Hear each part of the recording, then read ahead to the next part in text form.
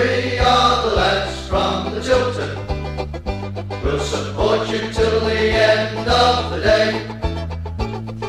We're so 7:30, it's Monday night. Welcome to the Tilton Talk Show, sponsored by Boylesports, principal sponsors of Birmingham City Football Club, and of course their friends at M.A.Reilly French Polishing and the Garrison Coffee Company. Wonderful cup of coffee, that is, guys. You need to try it. You really do. Right, okay, plenty to talk about tonight as we go through the next hour and a half. I'll introduce you to the team tonight, all the way from down south, the one and only Mr. Alan Watton. Good evening, everybody. AKA the chairman, and I've just learnt that he introduced Bovril to the golf club down south. Did they make you club captain for that as well? Pardon? Did they make you club captain for doing that? No, they threw me out. All right, okay. The one only Mr. Mark Adams, hello, AKA everybody. Mr. Robe. Good evening. And of course, as always, we've got Paul Hipkiss, Mr. Sheen. Good evening, all. And we've got myself and, of course, Mrs. Browne. Good evening. Absolutely delighted to be joined by Darren Carter. Darren Carter! Who are you? He's terrible, isn't he? He's only got one job. And you've managed to get a player with us tonight then, Darren. Introduce us. Yeah, so got my skipper, Louise Quinn, the Irish maestro. So, yep, she's joining us tonight. And we've already tried to teach her a rummy accent tonight and get her to drink Bovril and eat Booker pies. So there we are. It's probably going to be one of those shows again, ladies and gentlemen. And we're going to have a little bit of a laugh in the last 15 minutes tonight. Believe me, a little bit of a laugh. Right, okay. We have a new arrival. Okay. That new arrival is Madeleine Violet, born yesterday to my daughter, Rebecca, and her partner, Anton. Well done, guys. Well done. Absolutely super proud of you. Sorry. And unfortunately, ladies and gents, I do have to say that Daddy is a Stoke fan and I can't and won't intervene. I can't and won't intervene. There's a lot of it around here, Chris. It's like a disease. You know what I mean? Have a word, for God's sake. It's the best thing you could be, Nick. My Becca just doesn't like football at all, not in any manner or shape, not at all. She's been a couple of times down the Blues, so she's had the air inside her, so she does know what it's about. So. But no, well done to Becca and Anton.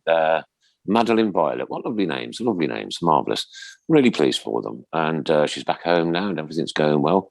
But unfortunately, Becca went and tested positive for COVID. Great, eh? Great. Yeah, I know. She's all right. She's got a bit of a cold on her, but she's all right. She's not as bad as Shazza was. My God, she looked like death cooled down, believe me. Crikey, thought I was digging her an hole a week or two ago, believe me. Right, Louise, tell us what you do and all about you, Bab. Yes, I am very, very proud to be Blues captain this season. I'm a 31-year-old central defender, Irish international.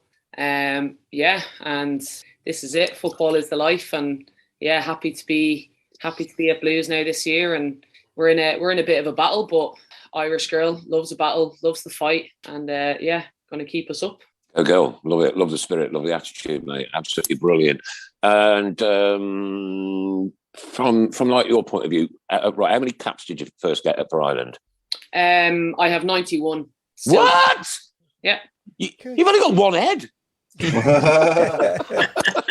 Large surface area. 91 caps. That's incredible. Yeah. Are you going to go for the other 9? Absolutely, yeah. Yeah, we have a camp now in February, so hopefully there's another couple in there. And there's no sign of me stopping yet. There's been talk of it, but there's not from other people, but not from me. 91. I was expecting you to say about 9 or 10, something like that. 91. Well, that is absolutely incredible. What an international career. I'm gobsmacked, honestly, Bab. I really am proper. Well done. Okay, so we're going to go and talk about the Derby game now. Boom. We started off a little bit ropey, I thought, for the first 10 minutes, and then we got hold of that game, and we just ripped into Derby. Then all of a sudden, just a mad 5 minutes and it's all over. You know, kind of what we did to Peterborough last week. But once they made their 2 substitutes, my Luke came up from Paul. He rang me out of the blue.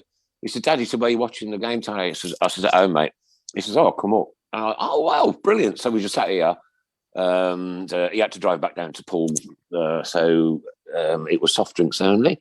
And we watched the game together, which was really nice. It was great seeing him since my birthday party. I've not mentioned that. My birthday party. At least for an hour. Paul, your take on the Derby game, bud? I thought we were really good first half. I thought that the new signings, you know, Bacuna and Taylor and Andes as well, you know, they all linked up really well, and as well with Hogan as well. And, you know, the signs in the first half were obviously great. And then we get the second goal. I thought the second goal of Hogan's was probably the harder chance, you know, at the three that he had. But, you know, he definitely should have had at least another one, and he'll know it himself. But, you know, I just think in the end we were punished for not taking enough chances. And absolutely, you know, and they were there, weren't they? Them chances were there, and that's the good thing. No, that's the positive, is that we created so many. It was like night and day compared to the Peterborough game, and we were playing like a team again. Yeah, and what I was hoping for before the game started was that we'd come out the dressing room and get at them from the first whistle, and I thought we did that. You know, like you say, once we got hold of the game, we did, and we look a completely different animal now with these new players in the team. And you know, let's hope that, you know, we've got Richards to come in as well, and they need to come back. Let's hope we can have a good second half to the season. I'm totally impressed with Taylor. Totally impressed. I think he's got a good attitude on his head as well. You know what I mean? Proper.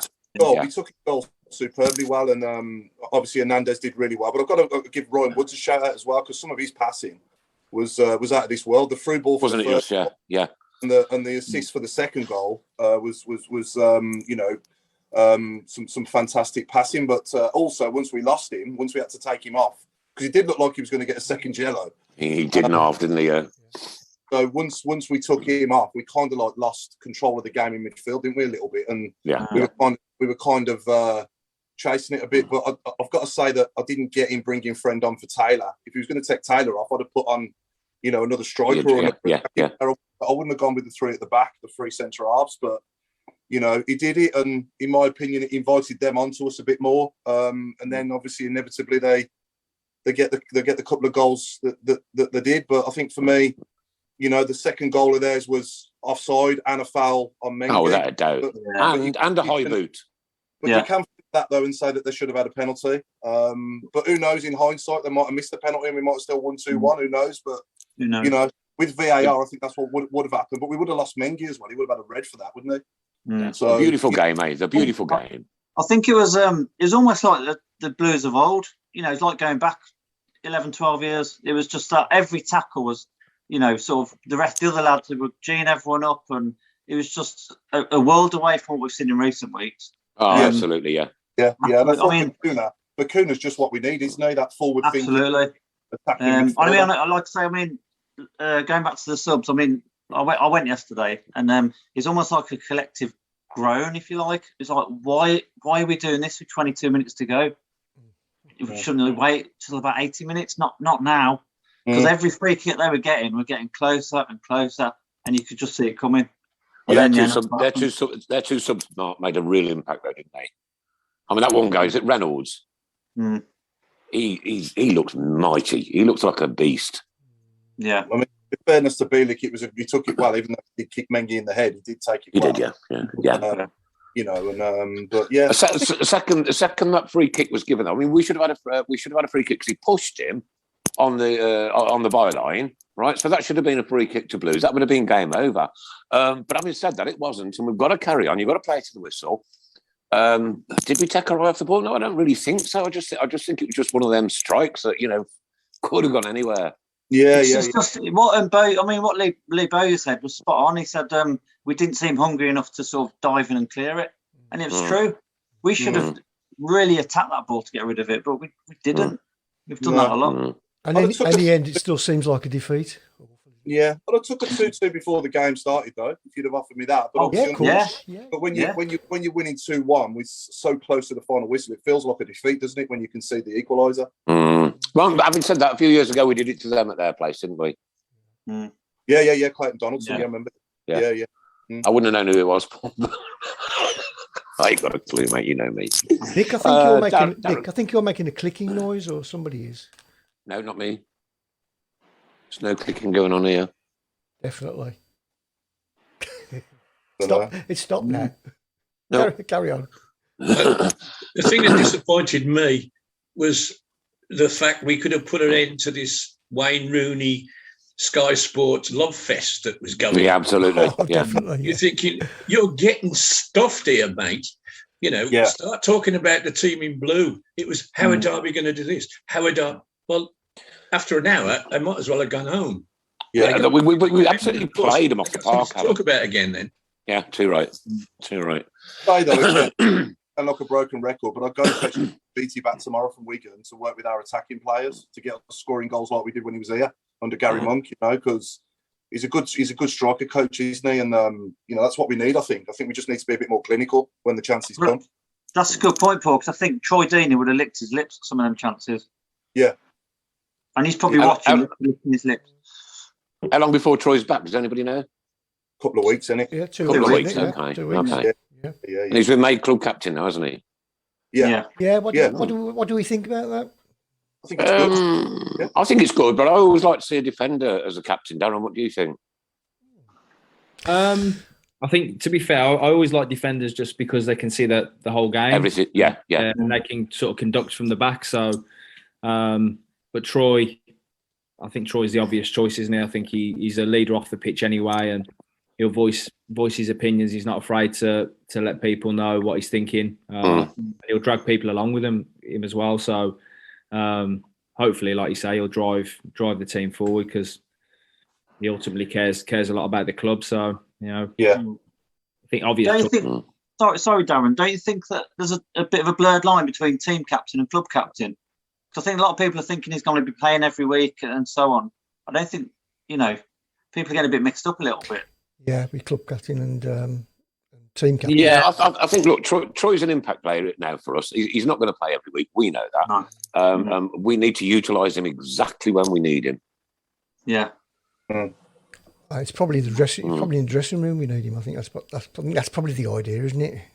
Yeah. Okay, so we've got our representatives in tonight from ladies football, women's, or is it women's or ladies now? Women's football. On, you see, I'm used to saying blues ladies, and then I get that into my head, and it took me like years to remember that. Now it's going to take me years to remember it's blues women, but it doesn't matter. It doesn't matter. They're our women's team, and playing at St Andrews, which is an absolute blessing.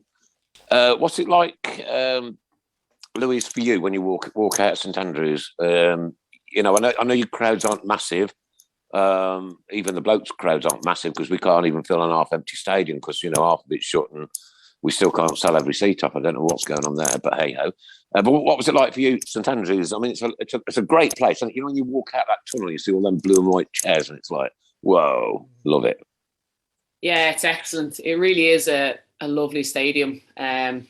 You know, you can kind of even feel the history, feel a bit of the old school, obviously, which this year hasn't been great for some of the fans because they've had to shut it. But it's still so kind of authentic and everything about it. And as you say, just kind of walking out through the tunnel.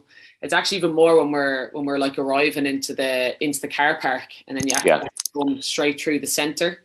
So like between the two dugouts, you know, just to get down to the changing room. And I think I love that moment. I think coming in, getting ready for the game. You get to suss the whole pitch. You kind of just get to feel what kind of day it is. You know, because usually when players are coming in, you are just coming in kind of, you know, the back door and you're just straight into the change room. But I love actually being able to come out to the dugout, you know, the couple of hours before the game and actually just kind of, get a little walk around and just see what it's all about. The bit that I love now, I must admit, right, I have not been to St Andrews to watch a women's game. I haven't, right? But I have been to Solihull Moors a few times, and I love the interaction that you guys do with the fans after. You know, you've always got time for the kids and you know, photo shoots and this and that. I think that's absolutely lovely.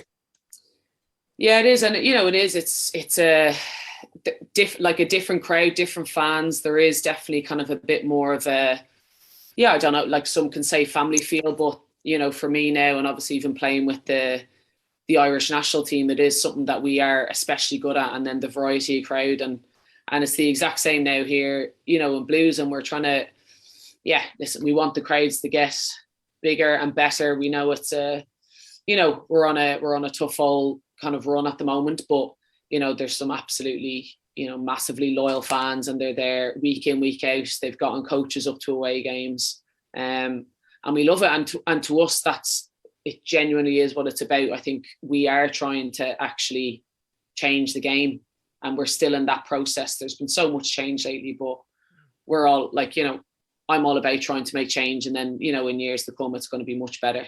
But at least I can back and be like, you know what, I did as much as I could. I love being able to chat to the fans. It's as sometimes it's as special to me as it is for them, to be honest. So, I think as a team we just love it. Louise Quinn, player of the season for me, says Bick. There you go. Bick. Lovely. Bick. Oh, the Bick Singh. Bick Singh, yeah. Oh, lovely man. Say hello to your dad as well, mate. Love them both. Absolutely great. We need to get them back in sometime, Chris. Nick, apparently it's your mic and headphones are clicking. Oh, right, okay. 100% mine. Yeah, it's yours, yeah. So I think it's neck, Nick. Yeah. I'll tell you what, Chris. It's going against the zip. Keep still. Yeah. The mic is going against the zip, yeah. Oh, that's it. If you keep still. If you keep still and don't talk, it works. So, Louise, how does this compare to, am I right in saying you joined us from Fiorentina? Yeah, exactly. Yeah. So I was in Florence last year, Fiorentina. And just very different. So it was obviously, I had a lot of change for the 3 seasons previous. I was playing for Arsenal. And then the 4 years previous to that, I was playing in Sweden. So I've definitely, experienced kind of different cultures, different leagues. And absolutely the thing about Florence, love the lifestyle. There's, as in that, and that place is a special stadium and a special club. But just the difference of women's football over there compared to here in the WSL, is massive, and it's still actually deemed amateur, but the clubs have come up and obviously made it, it is professional. You get professional contracts and stuff, but they, they're the Italians. They tweak the rules as they kind of go. Yeah. And, but absolutely loved it. But just the pace of it was a bit different for me. Sometimes it suited me. I'm not the paciest centre back, but I know how to read the game. But there was just, I wouldn't mind maybe going back a few years down the line when maybe I'm finished international and, really kind of taking in the lifestyle and live over there. Yeah. Yeah. And it not be during COVID. So that was obviously really difficult. And obviously at the time, like I went bang in the middle of 2020 when Italy was not in a good place. So it was all a bit, it was, a lot to take on, but, I absolutely loved it though as well. The kind of the skill and the technical side of the game over there is brilliant. Yeah. What's the general public's perception of women's football? Is it the same sort of attendance levels, or is it, Well, that was the thing. First of all, I never got to experience crowd ever. Yeah, it's closed. Literally everything was closed. But it's a strange one. Like Italians, they absolutely love football. Like, absolutely love it. And then, even at times I'd be walking around, the city or around where I lived, and there'd be people, saying congrats on the result, and, obviously all in Italian. So sometimes I was just like, yeah. But then sometimes it just wasn't backed though, they love to talk about it. They probably would have watched the game, but there's kind of, I suppose, when it comes to the money side of it, it was all kind of talk. And then even at the training ground and the men's training ground, we had trouble, kind of even being around there.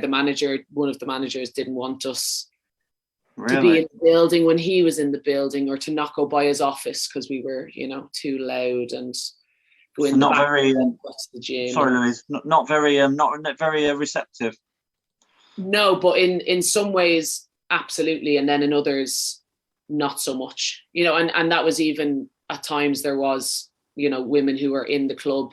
Like we had our general manager was a woman, and at times she was just telling us to be grateful for what we had, and we had made such strides, and where I'd been in WSL and then with the Irish team as well. So we actually get equal pay to the men as well. We've had our own, kind of going on strike there a few years ago, and now we actually have equal pay.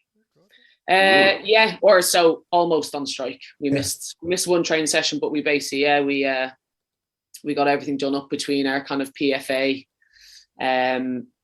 and just not being treated very well at the time. The CEO, John Delaney, who's not great, and thankfully gone out of the FAI. He, I could say a lot of curse words about him. Absolutely. Maybe not. Not on. You can't bleep me out, can you? I can actually. Tell you what, Louise, say it in Italian.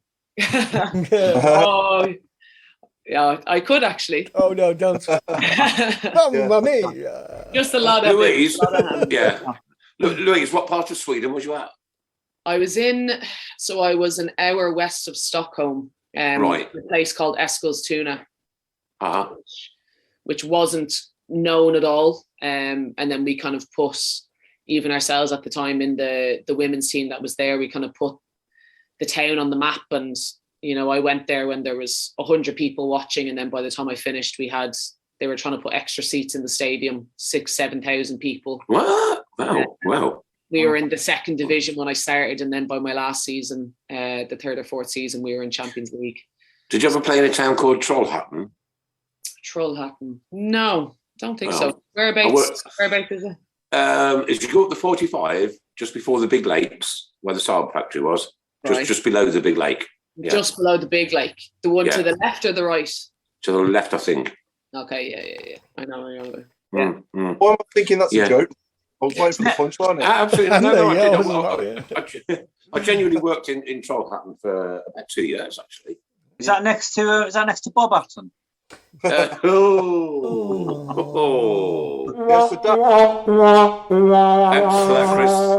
couple of questions here for Louise. Did Louise have a plan B if a football career didn't work out? And well done, by the way, says Dom. Very nice. A plan B. I'm going to say yes and no. Literally, I was just, far too focused on plan A. Yeah. I maybe even did come like a little bit later to the party, but that's so I did. I went to university and I got my degree. And was enjoying my football in Ireland, and again, even that being one of the maybe weaker teams in at the time, like we were playing Champions League as well, and I was kind of getting myself, trying to really get myself in with the Irish team. But yeah, that was it. So I did sports and exercise management. So just to kind of add to that, I was very close to doing nursing. That probably would have changed everything then, I'd say. See, right, Louise, I really don't want to butt in, but if it was me and I was doing sports, I'd need you as a nurse. I want to bring Darren in right now. Darren, look, we're guilty as charged, mate. On the show, we haven't done enough for the women's game. We haven't, right? And we put our hands up. We used to have Mr. Fun, Chris Pugh on here, who was very knowledgeable. And we've now lost that kind of link to the women's football. What can we do as a group, a forum, a Facebook show, a radio show? What can we do to help you promote the women's game in Birmingham? I think obviously your fan base, and I know obviously a lot of Blue Noses watch you week in, week out. So it's just obviously bringing awareness to our results, to our performances, to the players. At the end of the day, the group we've got, and this isn't just me saying it. I've said it to Skip and to the players a lot, that they embody what Birmingham City is, and that's the one thing that Craig Gardner said to me from the outset, was he wants the identity of Birmingham City with this team. And his players have got it in an abundance. So for me, we need to shine a light on them, because they are representing the club. They're doing the club proud, in my opinion. And listen, we represent Birmingham City as much as obviously the first team, the 23s, 18. So that's the environment, that's the culture that we want at this club. Whoever wears the blue and white, deserves to have that light shined on them. Stephen Gill, who writes our ladies blog for the Tilton Talk, he wants to know, he said, ask Darren what was the first thing he did when he came in at Blues Women's. Spoke to my skipper. No, I think. No, I think it's just the one thing I had to do was obviously get to know the players, and I think that the season had been full of adversity, and obviously results hadn't been going well. So I think you just try and find out why, and ultimately, get the feedback from the players and try to then implement different things that are going to change the mindset. And that was the biggest thing was rewiring the mindset. And I think Skip will tell you that there was a game style before that was more about soaking up pressure and being on the back foot, if you like, and trying to counter attack. And I came in, and myself and Marcus said straight away that we weren't getting into the final third anywhere near enough to really test teams or put teams on the back foot. So yeah, I think it was just a rewiring of the mindset, get to know the players, their abilities, and what we're good at, and then you try and utilise that in the best possible way and put a system in place and a structure. Just coming in as well, you've got Durham away apparently in the cup. Yeah, I've just been seeing that. Yeah, we just had the message. Are they any good? Or? They're they're not bad. I think are they top of it. No, I think Liverpool are top of the championship, aren't they? I think Durham are up there though. They've had a good season. Okay. 3 or 4, championship. Well, all I can say is, Darren, just go up there and smash them. We'll do our best to go up there and win. Good man. Good man. I don't know if this is a proper question, but Steve Paul wants to know from Louise, what do you think of those mad supporters who hang around by the tunnel? I don't know whether that's a private joke. I think so. Yeah, it must be one of the lads that I'm always talking to all the time. Going by the tunnel. There's always a special few that wait around, kind of no matter what, and just have a quick enough chat not to make them even colder than they are, but obviously just they're pretty much there almost week in, week out, and as I said, we love it and always appreciate it, and love the mad support, love the Blue Noses. Chris Browne. Yes, I'm here. Can we organise a Tilton Talk Show Women's Day Out? I'd love to. I think so. Yeah. Let's do it. Yeah, let's do it. A Tilton Talk Show Women's Day Out. Everybody who watches and listens to this show, meet up, bar 8 or wherever you want to meet up. I don't know, and we'll show you what madness is going. and I believe we've got some tickets to give away as well for Leicester. Craig will let me know about that later. Yeah. Good. So Darren, for you in your career, I guess this is a great move for you, isn't it? To take over the Blues women's team you was at the Baggies, weren't you, before, under 23s, yeah? So I was with the women's team at West Brom, yeah. So obviously I left Solihull Moors in the summer, and I was on my A licence anyway, so it was more a case of I just wanted to coach, get out on the grass and coach, and West Brom gave me an opportunity, and I know a fair few people still at the club, and went in there and coached there was first team coach for 2.5-3 months, and then obviously Guards gave me the call and said, do I fancy coming back to Blues, and that was it really. So yeah, in terms of for me now, obviously I officially pretty much hung the boots up in the summer. I didn't plan to play last year for the Moors, but with injuries and COVID, I ended up playing about 20 odd games, and so I was sort of coaching and playing. Whereas in the summer I said to myself, right, I need to, I love coaching. I'm so passionate about it, and I want to dedicate my full attention to it. So that was the. Can I just, sorry, Darren, for jumping in. When you sort of finish playing the game, do you sort of get a wave of sadness, or is it like a sudden, you're too busy going to other things? You know what I mean? Do you reflect on it a lot, or?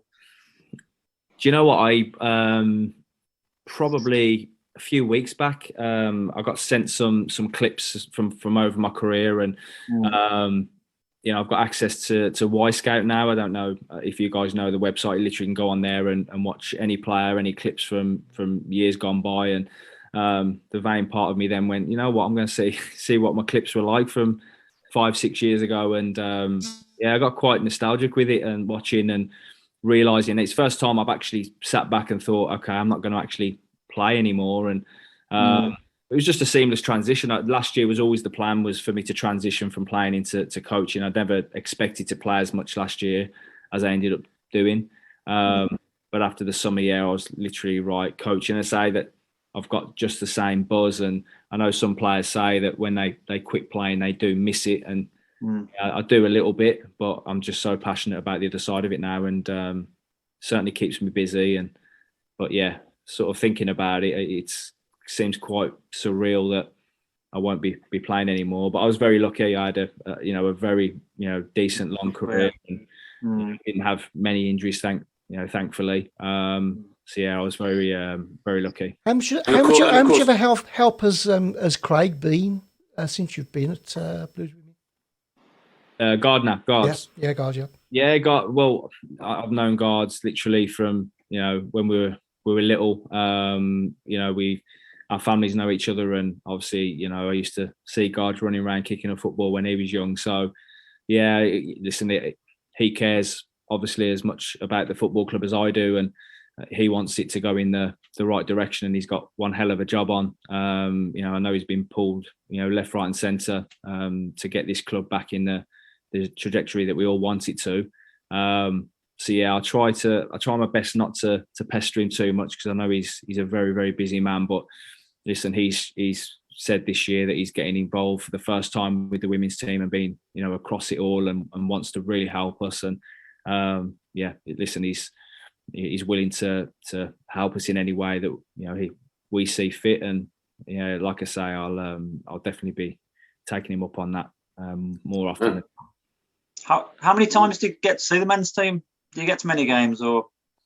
I've got to a few. I think like this Friday, for instance, I'll be at the Sheffield United game. Because obviously we're training full time now, and Saturdays we are in training, so it's obviously match day -1 for us. We're playing on Sunday, so if I get a chance, if it's midweek and I can get down and watch the games, I will. As I said, my dad rings me and gives me the match report in full. I'm never missing a moment when it comes to the men's team.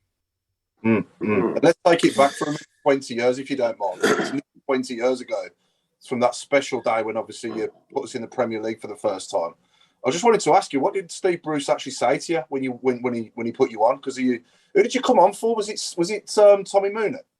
No, it was Steve Vickers. Okay. Yeah, if you remember, Steve Vickers was playing centre half, and Olivia Tebley was playing central mid. So obviously, I think Steve came off with an injury, and Tebs went back to centre half, and obviously I came on alongside Hughesy then. So I'm not entirely sure what. I don't think Brucey said much, to be honest. I think from what I can remember anyway. Obviously, I played that second half of the season pretty much every game with Hughesy in there, so he knew obviously that he could trust me, and so I'm glad he did chuck me on when he did. We're glad he did as well. And all I want to know, I think I've asked you this question, but it was a few years ago. Like, you're stood there, right? The world is watching you. The whole world is watching you put that ball on that penalty spot. You're 18 years old. You've got 45,000 Birmingham City fans in front of you, right, including me and my kids, yeah?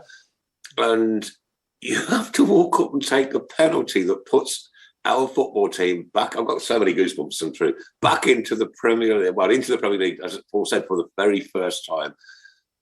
What was running through your mind? Again, I think my age probably sort of, what can I say? Probably served me well, because I didn't actually probably take in the moment or the enormity of it. I was just super, super confident. I knew that I was going to score. I had this supreme confidence. We practiced them, weeks in advance. And when it came to, I actually wanted to take a penalty. And I always remember who took the penalty just before me for Norwich. I actually was hoping that he scored, just because I wanted to take the penalty, not just not for the glory, but I just knew I was going to score. And I wish I could tell you I had that feeling ever since in my career, but I've got more nervous taking penalties in front of 1,500 at Solihull Moors than I did that day. Did you know the financial enormity of what that one shot was going to mean to a football club? Not at all. Not at all. No. When did you realise? Probably years later. Really? I think after, obviously, people tell you it's like £40 million penalty or something like that. But literally, it was, the whole season was a roller coaster. I'd made my debut in the January, and obviously I was just thrown into the mix, and I think I hadn't really took in that, you know, I was playing for my club. I'd made my debut. I was playing, and yeah, all of a sudden I'm at Cardiff in a playoff final, taking a penalty. So it was just, it was a whirlwind. From that January to the May was an absolute whirlwind. Yeah. Okay, all right. Sorry. One more quick one from me, Paul. Yeah, you've hit that ball. It's gone in the net. What was that? Not only the feeling, but the noise like. It was. Again, it takes you like years before I actually thought about it, and you know, watching it back now, I get more emotional watching it back and seeing people's faces and reactions. And you know, I always remember walking up, and I probably said this loads of times. There was a bit of a gasp from the Blues fans, because I think they saw this 18-year-old kid stepping up. They're thinking, "What the hell is Brucey thinking?"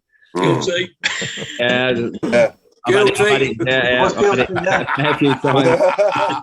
And it was there was a gasp, but no, after it was just incredible. Like you say, obviously Blues fans on the pitch, and I got lads who I'd played Sunday League football jumping on my back, and it was just it was amazing. All right, Deb. Okay, ladies and gents, we're joined by the one and only Mr. Paul Devlin. Hang on. Put your phone round, Dev. Put your phone. What do what?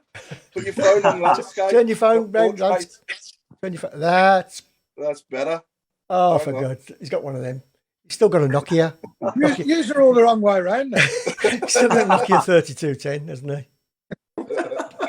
I was desperately trying to remember what that was, Chris. 3210. I've actually got one down here. I was going to say that he did well to score that penalty with his shirt on, because I forgot how irritating the collar is. Yeah. Oh, yeah. Looks a bit tight, that does, Paul. No, it's all right now. No, it's definitely tight.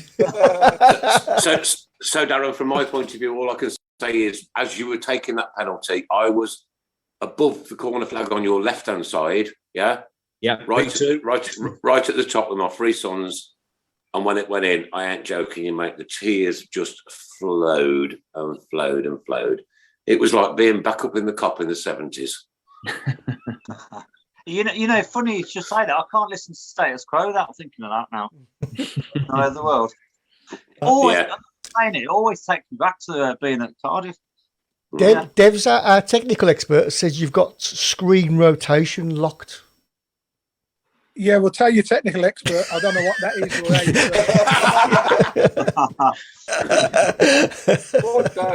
Right down on the screen, you should have like a thing that comes up with a lock, and you just press on that, and it should switch it off.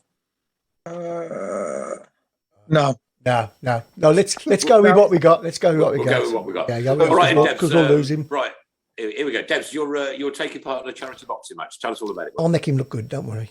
Yeah, March the 26th for Love Brum charity nights up at the Regency Suite on Hadley Road. I've been asked a couple of times to do stuff like this, but I'm 50 in April, so I thought now's the time to do it. I'm approaching my prime, so I thought better get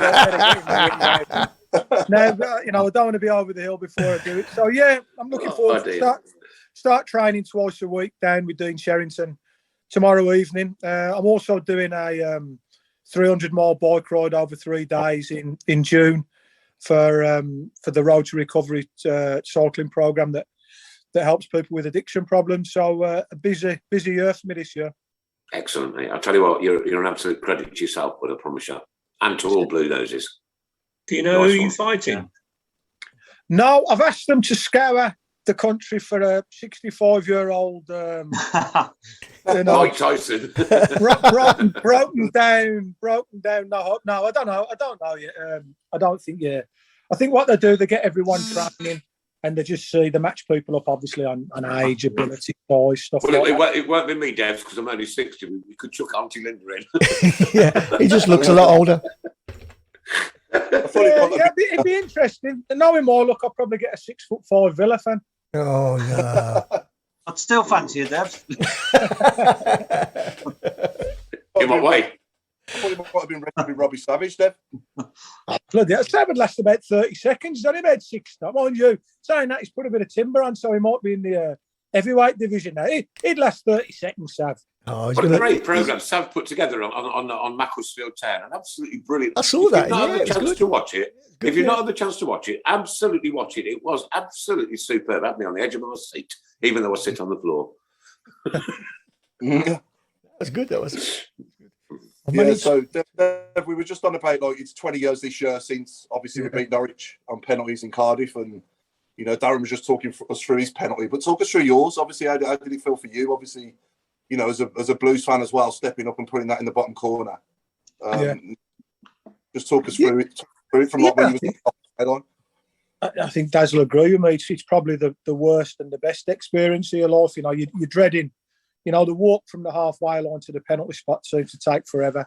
Obviously, me and Daz both Brummies, so we knew the enormity of it. To be fair, I just heard Daz saying that, you know, we had been practicing them for weeks and weeks, and we had some really good penalty takers.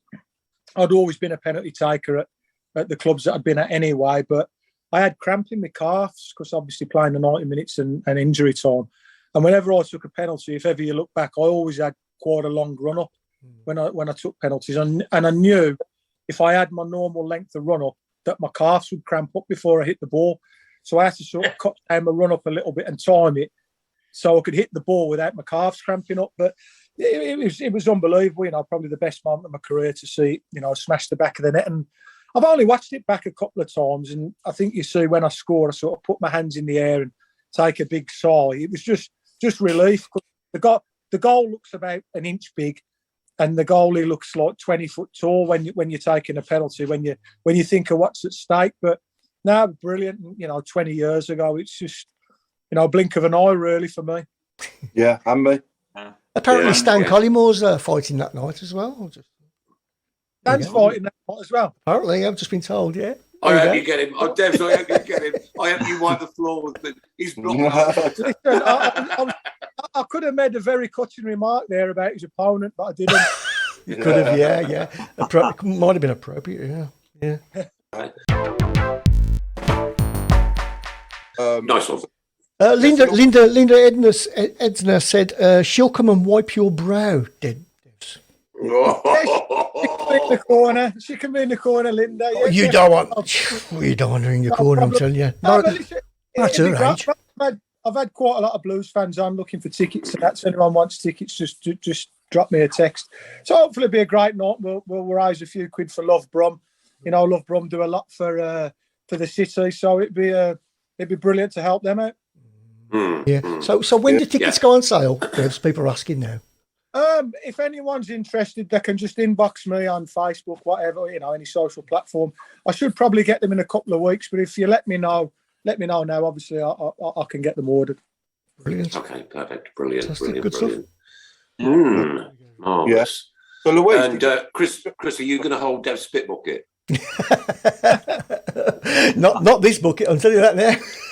I want to ask Louise, your club as a child growing up, did you follow football from a young age, and who was your club when you was growing up as a kid? Yeah, literally I was playing football for as soon as I could. There was any sort of ball shaped object around the house, I was kicking it around and I was into it. But yeah, so Liverpool are my team. Okay. I'll picture your cat when it was curled up on the settee then. Who's your favourite players, Louise, growing up? Honestly, growing up, it was actually my favourite now was Michael Owen.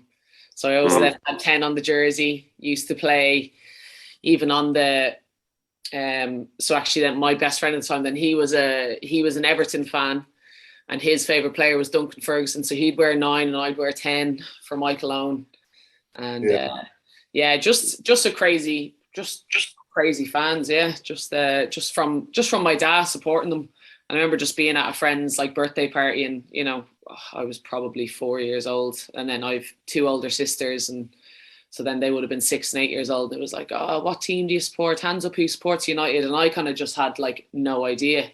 I was like, well, probably saw my friend put their hand up, so I was there, and then my sister like grabbed it down. She was like, "You're not a United fan," and I was like, "Right, okay." And, they were like, "Okay, who's a Liverpool fan?" I kept my hand down. My sister was like, "Put your hand up," and I was like, "Yeah." And then I literally remember that moment. standing in my friend's living room, and then that was it. I'd say honestly, I was 4 or 5 years old. Did you know a lot about Blues before you came to us, or Birmingham as a city? In terms of like the men's side of the club? Yeah.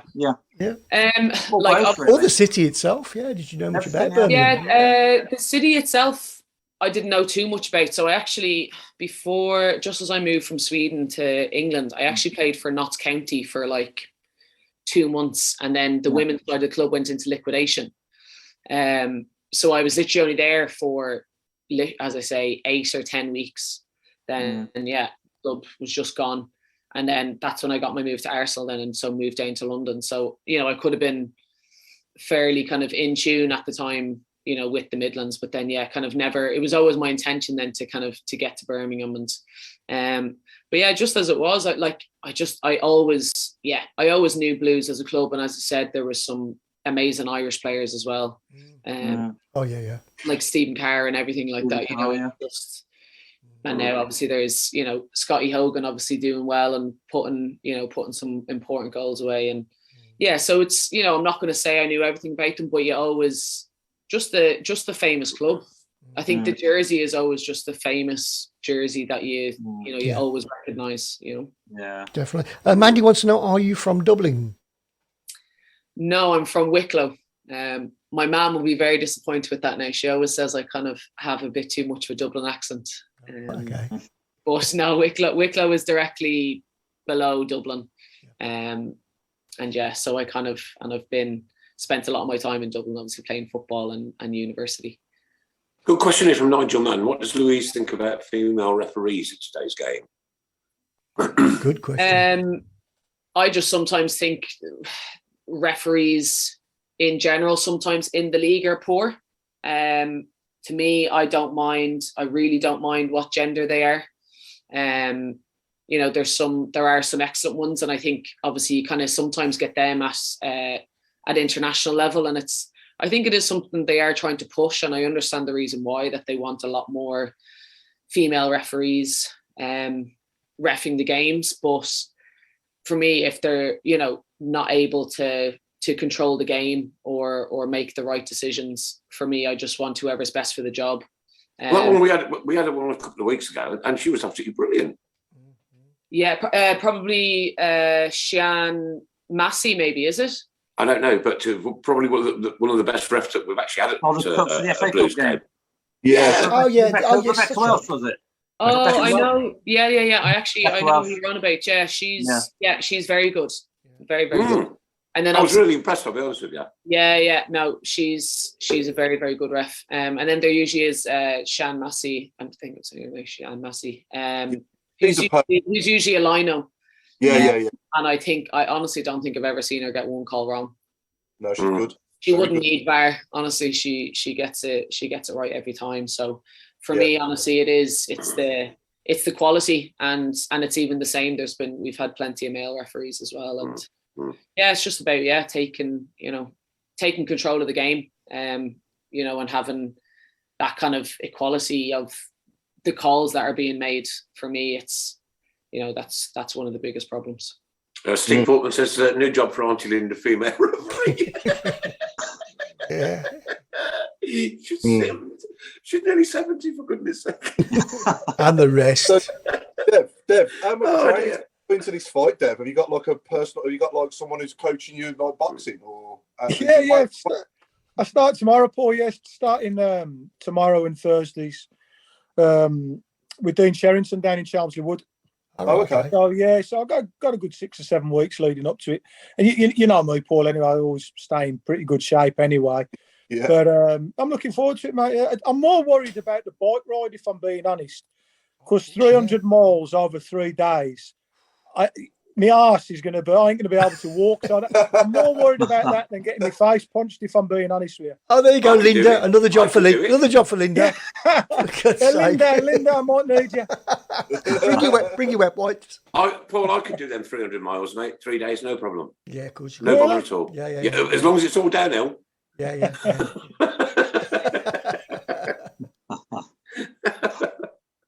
No. Paul, I heard on I listened to a medical program today, and it actually said that men's cyclists, have problems down below.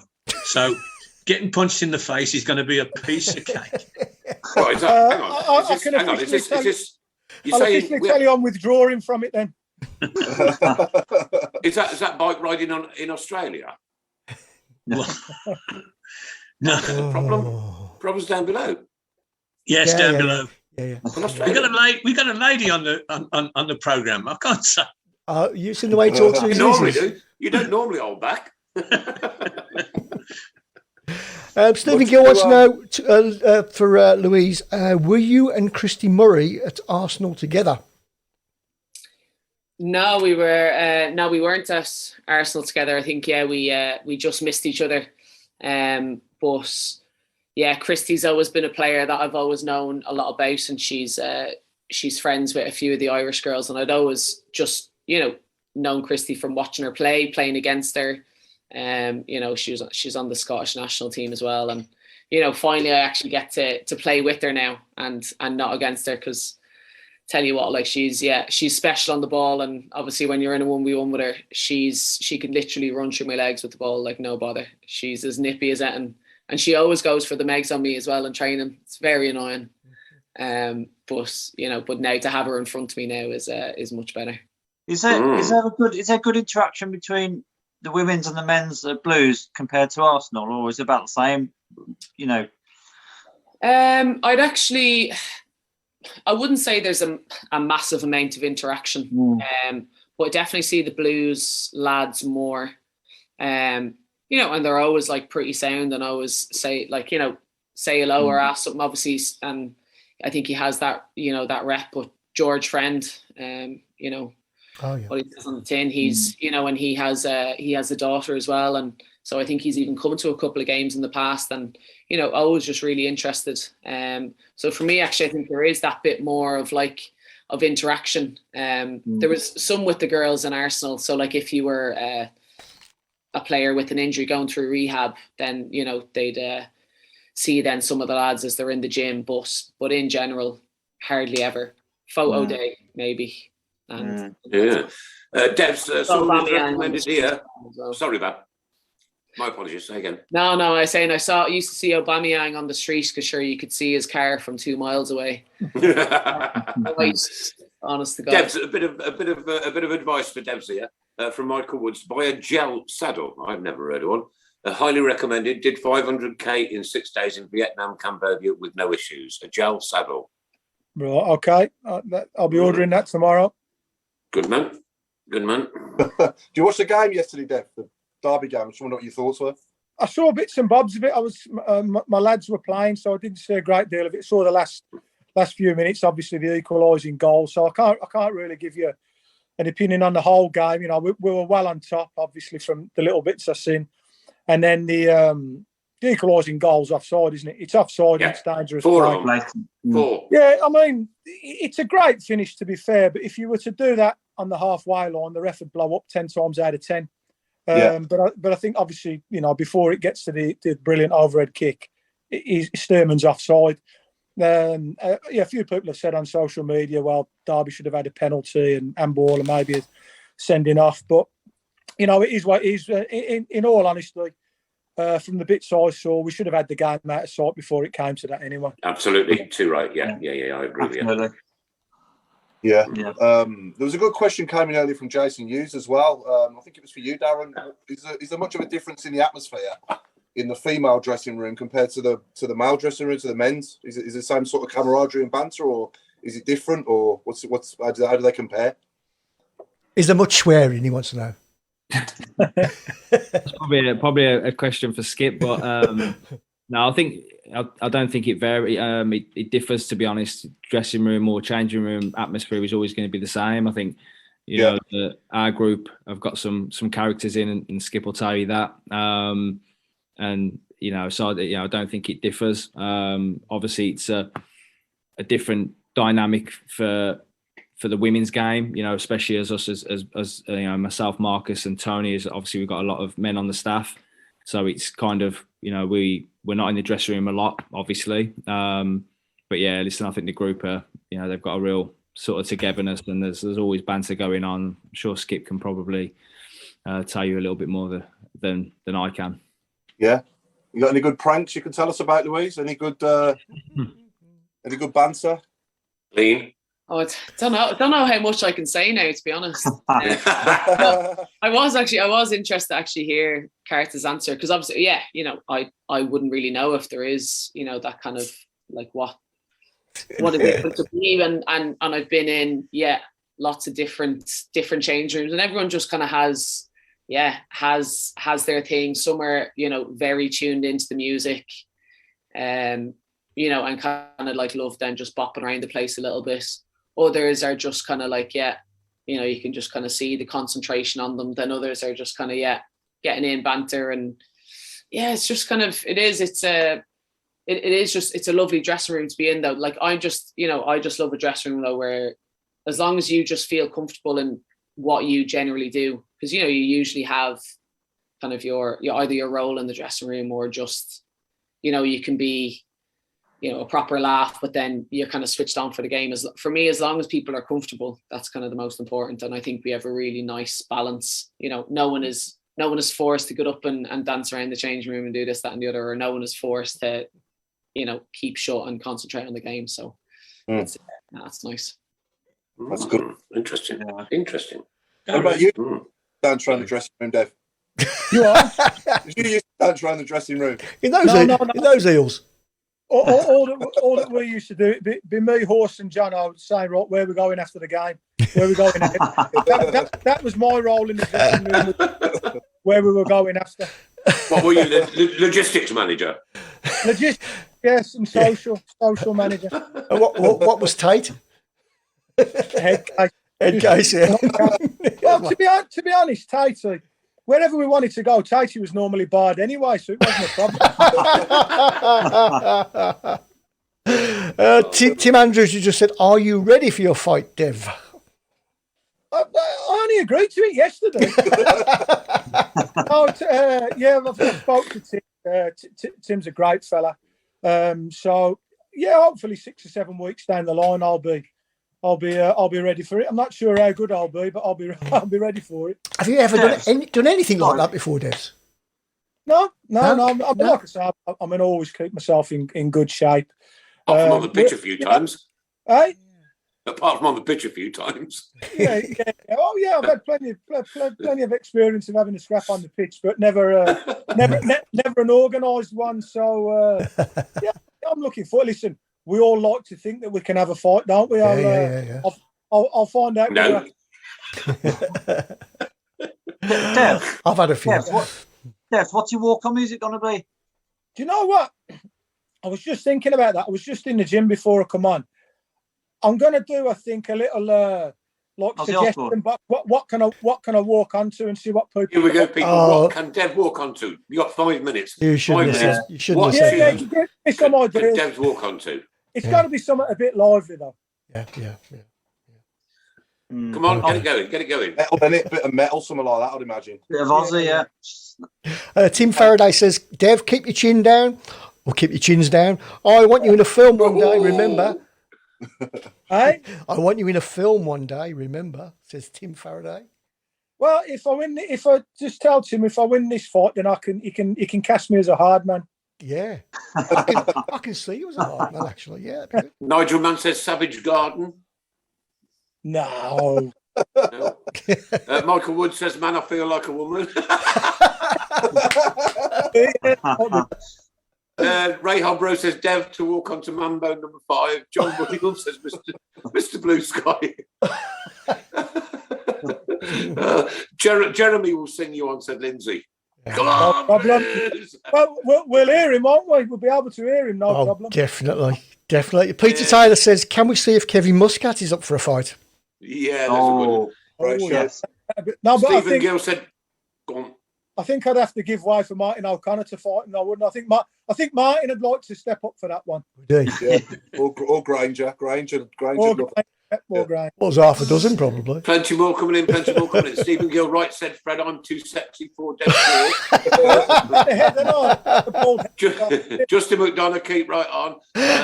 Jason Hughes, I get knocked down and I get up again. Paul McCartney wants a Smurfs. Motorhead hates space from Lee Magazine. The Smurfs. Roll out the barrel. And we've got the Tampa is simply the best. Oh, dear. It's raining men. Devil in disguise. Devil in disguise. I Devil in like disguise. Oh. Devil in disguise. Go on, Oh my go on, God. Paul. Brilliant. Go on, Paul. I was just going to ask Darren, if you was boxing, what would be your walk-on music? I'm going home. I've done my time. I don't know. I've always loved a bit of Oasis, maybe some might say. That's one of my favourite tunes. So get people going. So it's like that, I think. I'd have to walk onto Prodigy. I would something like Breathe or No Good on the Dance or something like that. Craig Courtney says the Benny Hill theme for Devs. Yeah, we've got Eye of the Tiger, the Benny Hill theme, Village People, YMCA from Stephen Gill, Mr. Blobby from Dave. I don't think they're taking it serious, are they? They're not taking it serious at all. Yeah, Chumbawamba, I Get Knocked Down. Yeah, we've had that one. Oh, yeah. Me Now by the Muppets and Walk on the Wild Side. Don't Look Back in Anger. That's been brilliant. That was absolutely brilliant. Phenomena. Wow. Yeah. Wow. Darren, can I Go on. can I ask you about if you were arranging a meaningful match between your women's team and an age group of men or youths, what age group would make a meaningful contest? Good question, I think. I mean, I know women's football is very different, but if you wanted to toughen the ladies up, or whatever, You don't need to toughen ladies up at football, for crying out loud. They go down and they get back up again and roll over 16 times. Yeah. And go, I'll take it any day, mate. No worries. Hey! I was going to say you've got one of the toughest players in the WSL on here. So Yeah, she scares me. I think, listen, I think the perception of women's football has definitely come on leaps and bounds. And, people always, I think, probably men especially, will allude to the physicality of it. But I can tell you firsthand that, the games are just as physical. I can tell you, Carts, I would not even want to do a training session with the women. I would not. I promise you. Well, you couldn't. You couldn't. Well, I can't. But even if I was, back in my 20s when I've got a little bit of fitness left, you know what I mean? There's simply no way, mate. No way in reserve. Yeah, I think we're going back to your question. I think so. When I was at Solihull Moors, and I was actually coaching the under 18s, and Blues at the time. Mark Skinner was manager. He asked me if they were preparing for a game, and could we play against them? And it was quite interesting to see how our lads, obviously 16, 17-year-old lads, went about the game. I thought it was a great experience for them because I think they thought at first, look, can I be physical? And I think they found out within 5 minutes that it's a proper game. Do you know what I mean? Nothing changes. You still go, 100%. And I think it was a great learning experience for them. And this was going back probably five years ago now. They took on an under 18 side. Yeah. So we played Blues ladies. Yeah. So I think I think it's a bit of sort of, the perception has always been that, but it's like I say, the physicality and everything else is exactly the same. Nothing changes. Yeah. Mm-hmm. Very well answered, by the way, as well. Very well answered. Lindsay Marie wants to know, what advice would Louise give to young girls wanting to make a career in football? For me, it was to literally just believe it, and see it, and watch it and see that it is so possible that you can really achieve anything. For me, it's just that you kind of get to see your idols, you get to see your favorite team playing. That's one thing that kind of puts that dream and that kind of mentality in your mind. And then for me, it's always just been enjoy it. I've gone through every stage of my career, and wondering at times if I've needed to move on, and it's always just kind of been that question, like, am I enjoying it? At times it's always going to be tough, and obviously now you can say, are we enjoying it? We're down in a relegation battle, but I'm genuinely enjoying it. I really love turning up for training every day, and fighting for Blues, and that's my style of play. It's what I really like. So for me, just believing in it, enjoying it, making friends. It is some of the cliches, but that's kind of what can bring you through. And then things start to change and you start to go up different levels, and there's different pressures. But for me, once you just kind of see that goal and see how many amazing female footballers are around, it's such an achievable dream. Can I just jump in there, Nick? I think just quickly back to what Skip's saying, that it's been apparent to me since I've been in the women's game that you get young girls, and I've heard so many stories of them. They love football, when they're at school and they have to play with the boys, at lunchtime and everything else. They'll get they get teased and a girl playing football. But now, because the women's game is moving forward, and obviously now the WSL is being broadcast and Sky Sports and everything else, young girls now can actually look up and see people like Louise and look at your top players who play for England and the national teams, and they can see a pathway. It's not now, maybe 5-10 years ago where it was, is football an option? Whereas now they can see that, there's the game has moved on. It's, full-time professionals. So I think it's giving young girls a real, opportunity. And like you say, they can actually dream of becoming a professional footballer. It is actually there for them. There's a pathway. I remember seeing Karen Carney for the first time in an international, and she scored 2 great goals. And we discussed it afterwards. And I said, don't care what you say, she is a footballer. Anything, she's a footballer. And what she showed on that night, that she was a footballer. Everything else is superfluous. And that stuck with me. And I've seen lots of women's football, and they are footballers. End of. There's a lot of, I think if you look at obviously in the WSL now, and there's internationals galore all over the league, and you look at obviously England as well now, and the players that they've got at their disposal. And Karen came through obviously, and it's a shame that Marcus isn't on tonight, because obviously Marcus played a huge part in basically shaping a team round Kaz and making sure there was a pathway for someone like her. So yeah, like you say, there's some super talented players, and the game's only going to get stronger, and so it should. Million dollar question, but do you think we will ever see a woman make it into the men's game? Question. Again, I don't know. I think there's just so much around the politics of it. You know what I mean? In terms of it, changing room dynamics and everything else. I don't ever see it mixing, but I think the fact that, the women's game is growing. You talked earlier about sort of female referees and everything else. And, I think that's only going to, become bigger, and there's going to be more female referees in the game. And I was actually on a call today. I was going to mention it earlier. I was on a call with all the managers and talking about refereeing in the WSL and how, most of them are still part-time, which, we're supposed to be an elite professional full-time league, and you've still got part-time refs, and people like Rebecca Welsh, as soon as they do very well, they go straight into the men's game. And it's like, well, she still should be reffing in the WSL. So that's still an issue. So, but yeah, from a playing side, I think obviously I don't know what Skip has got to say about that, but I just think the politics around that, I wouldn't potentially see it. Aaron, do you have men refereeing the women's games? Yes, we had up at Reading. We had it was an all men officiating team. Right. And who chooses them?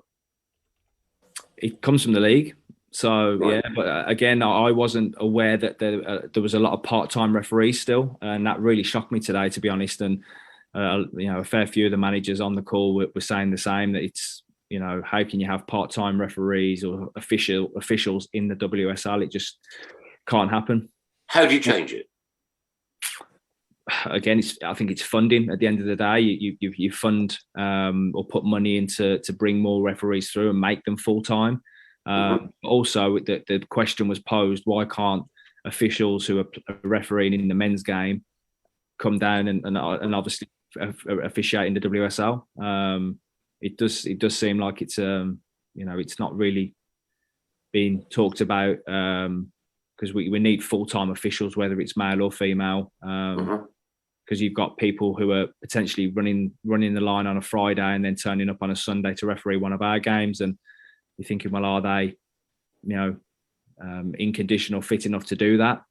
Being part time, and yeah. So there's loads of questions and things that still need to be sorted. Keep looking.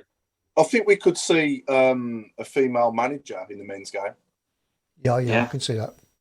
That without a shadow of a doubt. I mean, if you look at probably someone like Emma Hayes at the moment, obviously how the job she's done at Chelsea.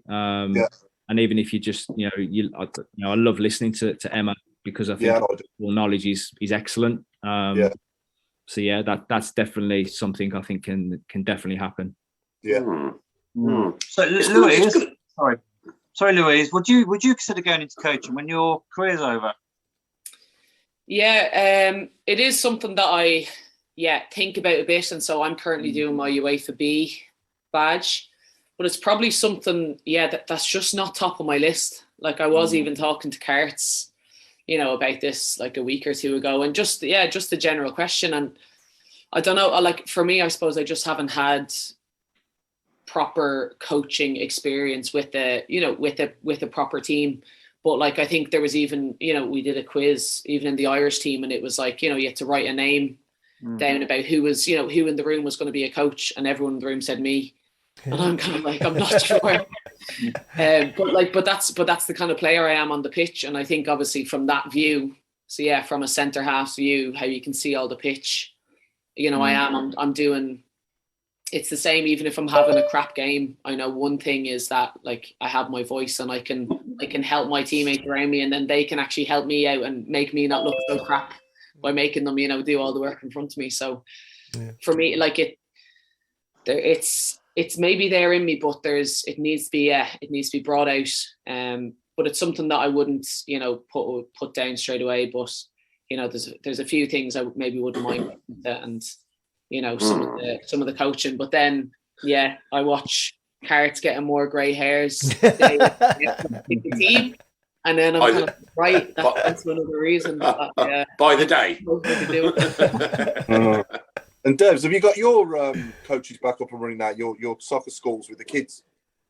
Yeah, they're going again. Obviously, a tough couple of years with COVID, but I'm not so hands-on with them now, obviously, with the role I'm doing now with RMF. But yeah, they're going again, mate, yeah. Yeah, good. Tell us a bit about that, your role with RMF. Yeah, it's a construction company. We do a lot of work with the hard to reach, long-term unemployed, prison leavers. We also work within prisons with lads on a scheme called Watton, which is released on temporary licence. So where guys are coming to the end of the sentence and they can go out onto building sites and work on a day release basis. So I go around to a lot of our building sites, make sure our lads are getting on okay, speak to the gaffers, make sure they're happy with them, and just make sure everything's running smoothly, really. Do a few mental health talks with them, a bit of diversity and equality talks as well. And just, health and well-being, really, for them. Yeah, incredible, absolutely incredible, Paul. I'll tell you what, Paul. That's blown me away a bit, man. Honestly, proper good. Yeah, well done, Des. Nice one, mate. Yeah. Wow. Yeah, love it. There isn't a disabled manager of any description, is there? I don't think there is there? No. No, I don't think there is. No. Well, ladies and gentlemen, this has been the Tilton Talk Show, Monday night, 7:30 through till 9. And we're now into the last 15 minutes of the show. And I can't believe what has happened tonight. And I'm sure, Paul, you can't, Mark, you can't, Chris, you can't, Alan, you can't. And because what we decided earlier, that it was going to be song titles and football, titles and football. And then we went through them song titles earlier. And that was brilliant. That made me laugh. That made me chuckle. But I want you to really, really, really have me apoplex tonight. Song titles, ladies and gentlemen, girls and boys, and football. This is where we have a little bit of fun. Devs and Darren and Louise. Where it's a word association thing, which I think Radio West Midlands probably pinched off us, haven't they? They did, yeah. Yeah. We were first to come up with it, Chris. And it's a bit of word association, so we think of something crazy every Monday. And then the people out there just blow us away with their extreme comedy. And there is not better comedy than you can get from a Brummie. Brummie comedy is the best in the world. Right, so we're looking out for this, ladies and gents, song titles and football. Hey, Whoa! Started already. I'll kick off with Bob Marley. Bob Marley on Love. On Love. On Love. I quite like that, actually, Bob. You've been thinking about that all day, haven't you? It's been on my mind all day, yeah. You've been thinking about that all day, haven't you? We've got Devlin in Disguise. I know we had that on earlier, but Jason Hughes come up with that one there. Devlin in Disguise. Yeah. Come on then, think, ladies and gents. Think, make me laugh. Okay, before we do that, we need to talk about Friday's game. Should we have some predictions? Absolutely. Predictions, maybe? Yeah. Can I kick off with 1-1? Okay. I think it'll be 1-1. Was there a pun in the kick-off? No. No. Go on, Alan. I think it's going to come together on Friday. Mm-hmm. I think we're going to win 2-0. 2-0. Okay. Devs? Yeah, I mean, one of my old clubs. I mean, I actually played more games for Sheffield United than I did Birmingham. Yeah, it's I'll fancy a draw as well. I fancy 1-1 too. Louise? I think I'm going to go 1-1. 1-1. Lindsay Marie's gone 3-1. Steve Gill 2-1. Paul McCarthy 2-0. Steve Portman 2-2. Keith Harbaugh, I don't know where he's got this one from, but 5-0. Something said 6. It'd be nice, wouldn't it? That'd be nice. What about you, Paul? I'll go 2-1 Blues. 2-1. Carts? Yeah, I've got to agree with Paul. I'll go 2-1. Can I just say as well, Dev, I was at the Bramall Lane game. You know, it was finished 4-4. You scored 2 in that game. Oh, yeah. Yeah, I think so. It was 1 or 2, mate. I can't remember. I think you got 2. I remember being there in the away end. 4-4. Dev I'm sure you got 2 goals that day, Dev. And that was some game, wasn't it, that night? Oh, great game. Yeah. Remember it. Remember okay. You all scored in that game, did they? Yes. Yeah, he did, yeah. That was all he done for us, wasn't it? That was it. He went.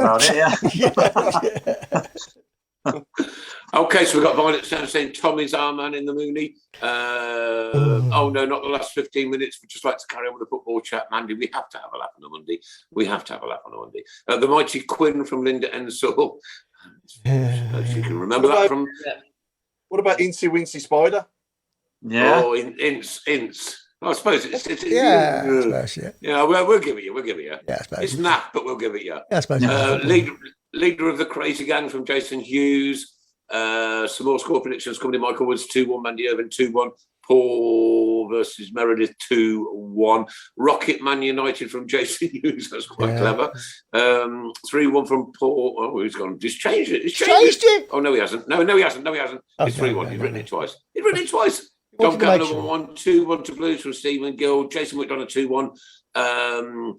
Birmingham Rhapsody from. I quite like that. The next one's Ray's got a good one. Vindaloo Makari. Yeah, I like it. Vindaloo Makari. The shoot song. Oh, ask Dev to sing The Gambler. Oh no, don't. Dev, you've been asked to sing The Gambler. Aren't you, Linda? We'll all join in. I don't think that's really one for walking out to a boxing match. Nah. I've been in a few positions at clubs where the song could have been "Please release me, let me go." Actually, that's a good one for this evening, to be honest with you. Yeah. Please release me, let me go. Oliver's Army, Elvis Costello. Oliver's Army, Elvis Costello. Where do we get that one from? Oliver. Got to be some Oasis ones, Darren. I'm trying to think. Got to be York City. Here comes the Sunich. Sanchez, obviously. He's gone. Ivan, no, it's Sanchez that's gone, isn't it? Yeah. Sorry, it's Sanchez. Yeah, Ivan Sanchez. Yeah. Chris, I remembered some. You did, yeah. Well done. I did. On it. What do we think about Sanchez going as well? He was homesick and injury prone, so it's not a good combination, really. Yeah, a bit like me, mate. He did bits and bobs for us, though, didn't he? When he played, to be fair, he scored a couple of lovely I think, goals. to be honest, Paul, I think it's frustrating. Sorry. Substitute by the who are you? Who are you? Oh, what about Shots that? Get me out of here. Long frame coming because I'm happy. Because I'm happy. Here comes the Sunich. We've had that one. Blue by Dev. Maradona Summer. Do you know the way to Mikel and San Jose? I like that one. You lot are mad, honestly. You're absolutely mad. Oh, dear. Wonderwall Saul. Don't get that one. Okay. I like Pete Taylor's idea. Oh, yeah. Ray's got another one. Yeah, last frame from Clarksville. Last frame from Clarksville. Very good. That's a good one. Very clever. It's raining Men United. People have been waiting all week for this, haven't they? They are. They're absolutely. I've just got Portsmouth and Charlton on the box here, and Chuck Sanike, he's running them absolutely ragged. Can't get hold of him. Oh. What's the score, Alan? It's 1-0 to Charlton. Did Daniki score? No, but he headed towards goal. The goalkeeper padded it, the bloke knocked it in. But the replay showed that Nike was offside. Oh. But they allowed it. Okay, question here from Sam Mullet. Did Devs or Darren ever think of playing abroad? Paul, we'll start with you, mate. I nearly went abroad a couple of times in my first spell at Blues in the sort of late 90s when I fell out with Trevor and I was leaving. Torino was interesting. Oh, right. Yeah, Graham Souness was manager, and I as a young kid, he had me up on trial at Liverpool when I was playing non-league at Stafford Rangers. So that was talked about. And then at the end of my career, when I was leaving Watford, I had the chance to go to New York. Mm-hmm. It was either New York or Warsaw, so it was a no-brainer. Warsaw. No, it was just. I don't believe you just said that. No, listen, it came too late. I was sort of 34. I didn't really fancy uprooting and going over to America at that stage. But yeah, a bit of a regret, really. It would have been something, looking back now, that I'd have liked to have done. But like I say, going to America at 34 wasn't really the right move for me then. Mm-hmm. Troy, a yellow ribbon around the old tree. I like that one. Darren, over to you, Darren. Do you class Scotland as abroad or? Yeah. Had a couple they had a referendum, mate. Of course we do. Yeah, I could have gone to Scotland a couple of times. But I always thought I potentially wanted to go to America towards the end of my career. But never really materialised. So yeah. Can you remember what clubs in Scotland, Darren? So Hibernian was one. Okay. Yeah, they at one stage wanted me to go up there. I think that may have been. I think I was still at Blues. I think as a loan, and then I think Aberdeen was another one. Back in the day again. Yeah, both at Blues. A bit colder up there, isn't it? It's a bit too far. I went Sunderland on loan. That was far enough. So speak funny as well. Yeah. It's raining Mengi. Don't leave me this way. Who let the hogs out? Robbie Savage Garden. We've had that one. I think the sun has got its hat on. The sun has got its bob hat on. For the wings of in love. Oh, for the wings of in love. Bakuna Masata. Yeah. Nobody got mine. Don't break my heart. H-A-R-T. Are you going to Trevor Francisco? Oh, God. Jason Hughes. I like Dave Twines. I do. Dave Twines is the best one. We hotter get out of this place. Oh yeah, well done. We are to get out of this place. We haven't had any reference to Check and Doy yet. No, not yet. No, plenty of time. Come on, people. Check and Doy. Check and Doy. That's got to be ABBA, hasn't it? Take a check and doy. Check and Doy. Here's a good one. Here's a good one. Oh, Mark, please. Yeah, Nick. Kilmarnock knocking on heaven's door. Kilmarnock. I like that one. I like that one. Yeah. Baggy Fowlers. Sympathy for the Paul Devlin. Baggy Fowlers. Baggy Fowlers. Oh dear me. Oh golly. Oh mate. Oh, it's the best 15 minutes of the week, honestly. I know some people don't like it, but Carter Chameleon. Carter Chameleon. First time I've had that one. Oh, that's it. Look, he's gone purple. Oh my god. Question for Louise. What sort of music are you into away from the game? Ooh, away from the game. I really like. I love a bit of everything.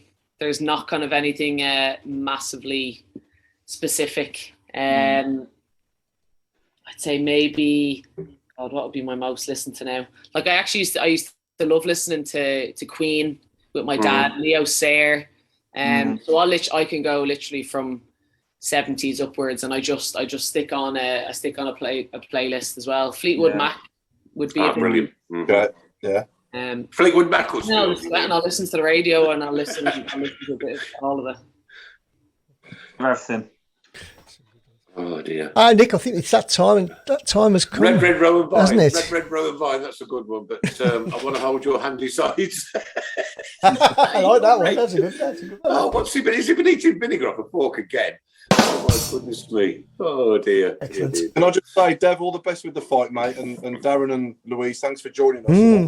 Yeah, it's been brilliant. Bible as well. I really hope you stay up. And listen, the Blues fans are behind you, and you know what we're like, don't you? And Chris, can we please get somebody to organise a Blues women's home game where the Tilton Talk and all the Tilton Talk supporters and all the Tilton Talk lovely fans out there join in, come down and give you some support and make some noise. Yeah, you're good day out. Yeah, that'd be brilliant. Yeah. We'd love it. I'm up for that. I mean, I live 50 miles away, right? And normally I drive in to do this into Chris's house, and I don't normally get back home to 10:10, 25. Yeah. And I've done that now for 11 years, and if I can't make it to St Andrews to support you guys, right, in a relegation scrap, then I won't be worthy of being a Birmingham City fan. End of. So I'll be there. Appreciate that, Nick, and obviously a big game for us this Sunday against Leicester. Massive, St Andrews. So. Yeah, if as many can get down to support us, it'd be very much appreciated. And how much to get in, Darren? I think we've got some tickets, Nick. Yeah, tickets. I believe it's £10 for a season ticket, or it might be a bit cheaper now for season ticket holders. And six or £10. £6 or £10. I mean, what can you get? You can get 2.5 pints of beer up here for a tenner, right? Come on, people. Blues versus Leicester, Sunday, right? I am going to do my utmost. I can't make any promises because my daughter's just had a baby, one thing and another, right? And I can't make any promises, but I'll do my utmost to get there, right? Ooh. On Sunday, if you've got to pay a tenner, you've got to pay a tenner. Tenner's nothing. 2.5 pints of beer, right? Come on. Nick, let's make it. Come down here and see the girls play at Brighton. And if you can get 2.5 pints of beer for tenner, you'll be bloody lucky. Well, we brew it up here in Burton-on-Trent, so we try to give it away, you know what I mean? Oh, dear me. Right, okay, Darren Carter, thank you so much for giving me time on a Monday night, mate. Absolutely superb. Great conversations and great memories, and it's actually one of the best memories that we've ever had. As with you, Paul, with your penalty take as well, and all the service that you gave to Blues and all the great work that you're doing. For people who are so disadvantaged, I'm absolutely amazed, mate. I'm over the moon, promise you. And Louise, wow, this lady, what would you prefer to be called? Or Footballer. Lady. Footballer. This footballer. This footballer has won 91 caps for her country. Take that in. And she plays for Birmingham City. Let's do everything we can on Sunday to come down, support you, make some noise, have a laugh, meet you afterwards, right? Shake hands, do whatever, right? And hopefully we can get down there. And if we can make some proper noise, right? Give you the guys a good smash, Leicester. Smash them. We'll give it our best shot. Absolutely. Bless you. And thank you for being a Birmingham City player, because you know what? When you wear that badge on your heart and your heart on your sleeve and the name on the back, and you give your service to our football club, that name on the back will always be remembered. Always.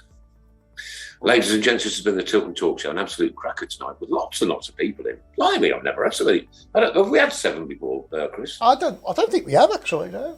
No, I don't think we have. It could be a world record tonight. There you go, Louise. You've broken the world record, and you, Darren, Paul Devlin. Right, okay, so we're going to say our goodbyes now.